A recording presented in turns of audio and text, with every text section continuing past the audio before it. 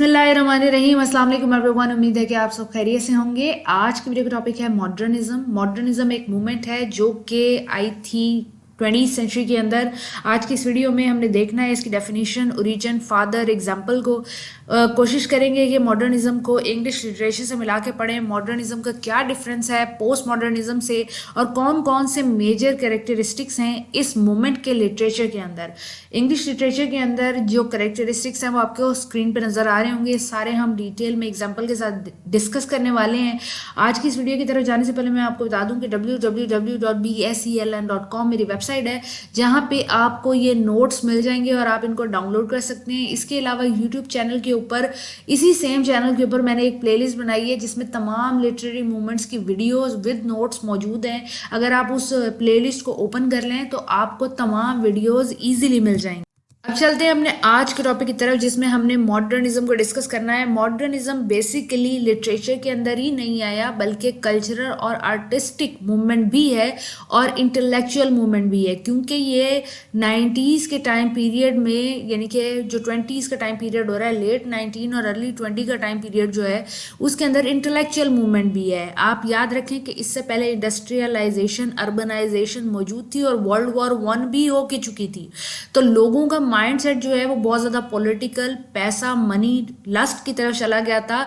अब मॉडर्निज्म जो है वो ऐसी कल्चरल, आर्टिस्टिक, इंटेलेक्चुअल मूवमेंट है जो कि लोगों का माइंड चेंज करती है और वो जानबूझ के अपनी मर्जी से इसको चेंज करना चाहते हैं, क्योंकि वो traditional way of writing in any kind of drama, prose, any kind of writing के अंदर चेंज करना चाहते हैं। अब वो मूव कर रहे हैं, हर चीज़ के अंदर मूव कर रहे हैं। वो विजुअल आर्ट भी चेंज कर रहे हैं, वो म्यूज़िक भी चेंज कर रहे हैं, वो अपनी बिल्डिंग का स्ट्रक्चर भी चेंज कर रहे हैं, वो अपना लिटरेचर भी चेंज कर रहे हैं। वो जो ह्यूमन नेचर से ज़्यादा करीब है, जो ज़्यादा सब्जेक्टेड है, जो फ्रेगमेंटेड है, जो नॉन लीनियर है, उसकी तरफ मूव कर रहे हैं। ये जो मूवमेंट है ये टोटल 90s टाइम पीरियड से स्टार्ट होकर 1940 तक जो है अपनी पीक पे पहुंच गई थी। अगर हम इसका ओरिजिन देखें तो मैंने आपको बताया कि इस टाइम पीरियड में, यानी कि लेट 19वीं सेंचुरी के अंदर, इंडस्ट्रियलाइजेशन, अर्बनाइजेशन सोसाइटी के अंदर बहुत ज़्यादा मौजूद थी और वर्ल्ड वॉर 1 जो हुई थी यूरोप के अंदर वो बहुत ज़्यादा कम्प्लेक्सिटीज़ रखती थी, जो कि इंसान को सोचने पे मजबूर कर देती है कि जिन चीज़ों को वो फॉलो कर रहा है क्या वो ठीक भी हैं, और अगर वो उनको फॉलो कर रहा है तो इसका मकसद क्या है। वैसे तो मॉडर्निज्म के अंदर आपको डिफरेंट फिनोमेनाज और डिफरेंट कॉन्सेप्ट मिलेंगे, लेकिन अगर हम इंग्लिश लिटरेचर के अंदर बात करें कि who are considered the father in modernism, तो टी.एस. इलियट और जेम्स जॉयस जो हैं ये की फिगर हैं। इनको फादर भी कहा जाता है टी.एस. इलियट को, किसके अंदर? लिटरेचर के अंदर। यानी कि टी.एस. इलियट का लिटरेचर जो है वो मॉडर्न टाइम पीरियड के तमाम कैरेक्टरिस्टिक्स पे पूरा उतरता है, और जेम्स जॉयस भी जो लिटरेरी वर्क प्रोड्यूस करते हैं वो बहुत ज़्यादा अहमियत का हामिल है, क्योंकि वो मॉडर्निज्म कैरेक्टरिस्टिक्स अपने अंदर रखता है। अगर हम एग्जाम्पल की बात करें और कौन से वर्क प्रोड्यूस हुए हैं मॉडर्न टाइम पीरियड के अंदर, तो टी.एस. इलियट का द वेस्ट लैंड जब आप पोइम पढ़ते हैं तो आपको पता लगता है कि इसके अंदर मॉडर्निज्म की तमाम थीम्स आपको मिल जाएंगी। इसके अलावा यूलिसिस अगर आप पढ़ें जेम्स जॉयस की, तो वो भी एक इम्पॉर्टेंट वर्क है। और to the lighthouse by Virginia Woolf, ये वो वर्क हैं जो आपको अपने लिटरेचर के सिलेबस में मिल। इसके अलावा भी बेशुमार राइटर हैं जिन्होंने बेशुमार वर्क प्रोड्यूस किए हैं। अब मॉडर्निज्म को समझने की कोशिश करते हैं according to English literature. Literature के अंदर मॉडर्निज्म क्या है? पहली कैरेक्टरिस्टिक्स है fragmentation and non linear narrative. अब फ्रेगमेंटेशन और नॉन नैरेटिव से मुराद ये है कि कोई भी स्टोरी को बयान करना, नरेट करना। अब नॉन लीनियर, लीनियर होता है सीधा जाना, और नॉन लीनियर से मुराद है कि सीधा ना जाना, मतलब घुमा फिरा के जाना। और फ्रेगमेंटेशन से मुराद ये है कि एक ही कहानी के अंदर कई तरह के हिस्से होना, कभी पास्ट में जाना, कभी प्रेजेंट में जाना, कभी किसी और की स्टोरी बताना, कभी साइड स्टोरी पे चले जाना, कभी मेन कैरेक्टर पे आ जाना।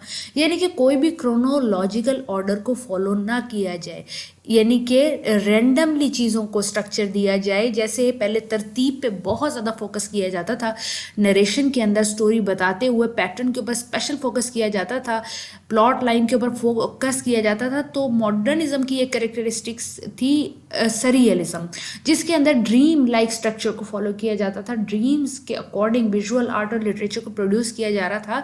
तो फ्रेगमेंटेशन और नॉन लीनियर नैरेटिव भी उनमें से एक ही है।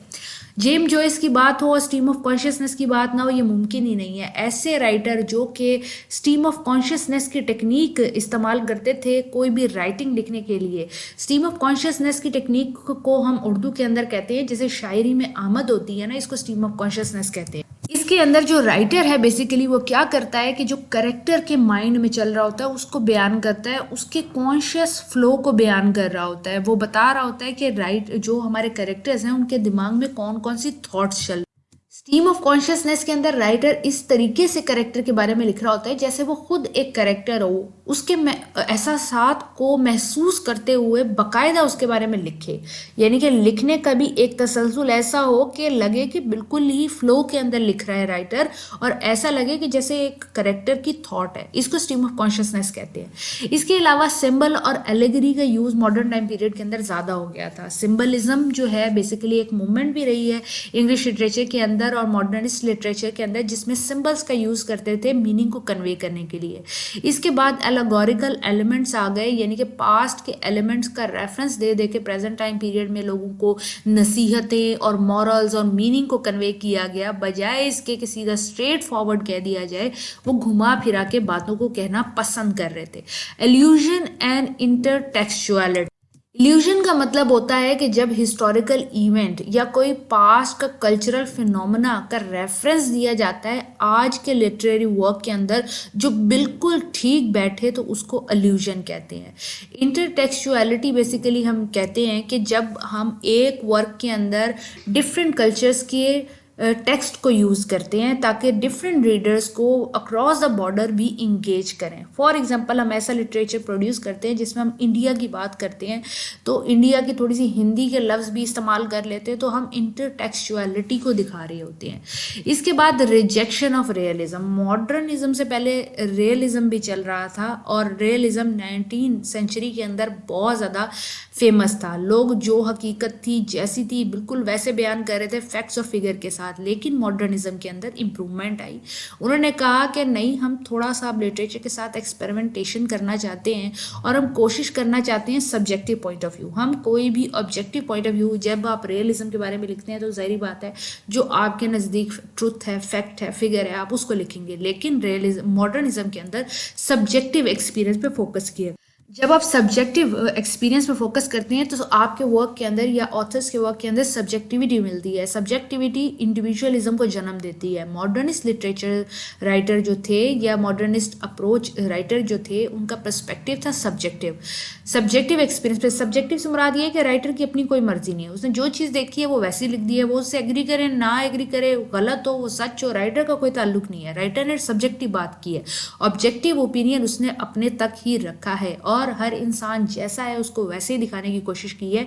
वैसे से मुराद ये है कि अगर विलन भी दिखा रहे हैं तो सिंपैथी के साथ दिखा रहे हैं कि उसने जो विलन वो बना है तो उसके पीछे एक स्टोरी है। ये इंडिविजुअलिज्म है, ये सब्जेक्टिविटी है। सिर्फ अंधाधुंध विलन को बुरा ही नहीं दिखा रहे या कोई मैम है तो उसको बुरा ही नहीं दिखा रहे। अच्छा, इसके बाद अर्बन थीम्स और एलियनेशन। जैसे मॉडर्न टाइम पीरियड आया तो इसके अंदर इंडस्ट्रियलाइजेशन के बाद आया, तो इंडस्ट्रियलाइजेशन ने जन्म दिया, पैदा किया अर्बनाइजेशन को। अर्बनाइजेशन अब ओल्ड होती जा रही है और अर्बनाइजेशन इज टर्निंग इनटू एलियनाइजेशन। इंसान सोसाइटी में अकेला होता जा रहा है। जैसे पहले लोग एक दूसरे के घर आते जाते और खुश हुआ करते थे, मोहल्ले में एक दूसरे के साथ वक्त गुजारा करते थे। अब लोग अपने मोबाइल के साथ वक्त गुजारने लग गए थे, अब लोग टेक्नोलॉजी के साथ वक्त गुजारने लग गए थे। तो इसने जन्म दिया एलियनाइजेशन, यानी कि इंसान को माशरे में एलियन करने के लिए। जब एलियनाइजेशन हो रही है तो किस वजह से हो रही है? वो टेक्नोलॉजिकल एडवांसमेंट की वजह से हो रही है, क्योंकि टेक्नोलॉजी बहुत ज़्यादा बढ़ती जा रही है। मॉडर्न टाइम पीरियड है, इसके अंदर टेक्नोलॉजी आ रही है और लोग उसमें इंगेज हो रहे हैं।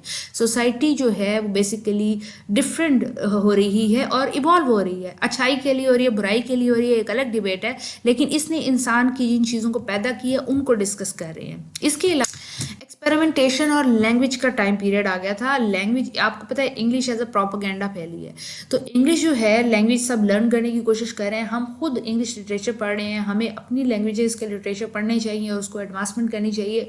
लेकिन क्योंकि एक इंग्लिश बाकायदा एक प्रोपेगेंडा है और इंटरनेशनल फोरम पे इसको 120 अबव कंट्रीज यूज़ करती हैं, तो हमें भी मजबूरन इंग्लिश लैंग्वेजेस सुननी, समझनी और पढ़नी पड़ती है। Same goes for other languages and same experimentation यही है कि different form of writing produce होगी। जिस लैंग्वेज को हम पढ़ेंगे उसी के अंदर हम नई चीज़ों को ईजाद करेंगे, तो एक्सपेरिमेंटेशन भी उसी में होगी।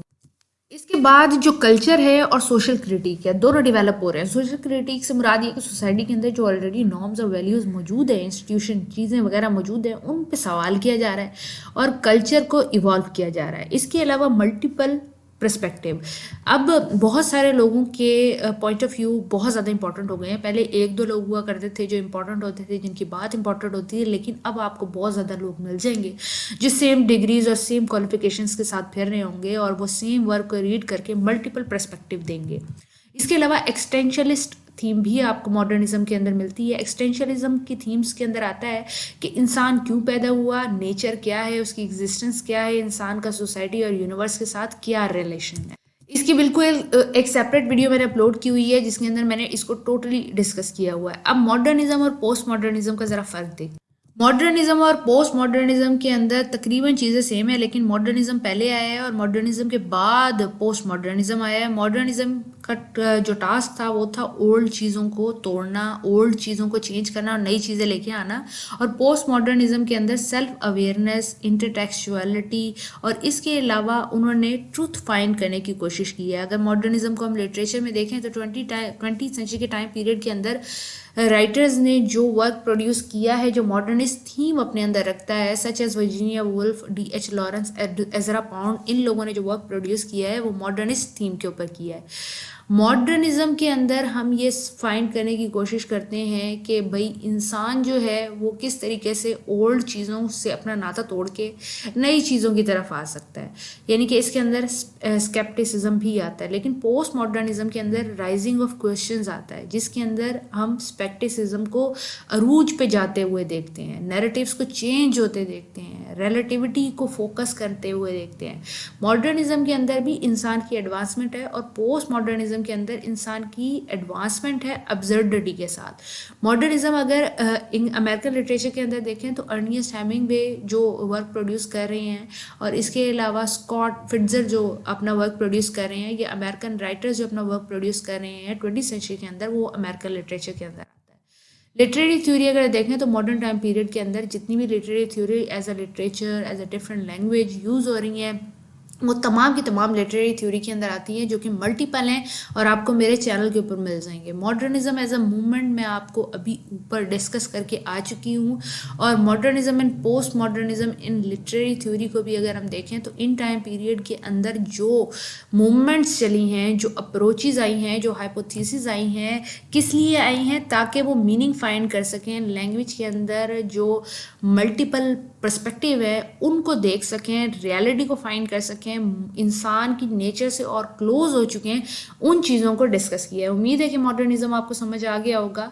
अगर आपका कोई भी सवाल है तो आप मुझसे कमेंट बॉक्स में पूछ सकते हैं। अगर कोई चीज़ मैंने मिस कर दी है तो वो भी मुझे बता दीजिएगा। अगर वीडियो आपको पसंद आती है तो दोस्तों के साथ लाजमी शेयर किया करें, क्लास ग्रुप के साथ, इस तरह आप मेरी हेल्प करते हैं। Thank you for watching, take care, the next video, अल्लाह हाफ़िज़।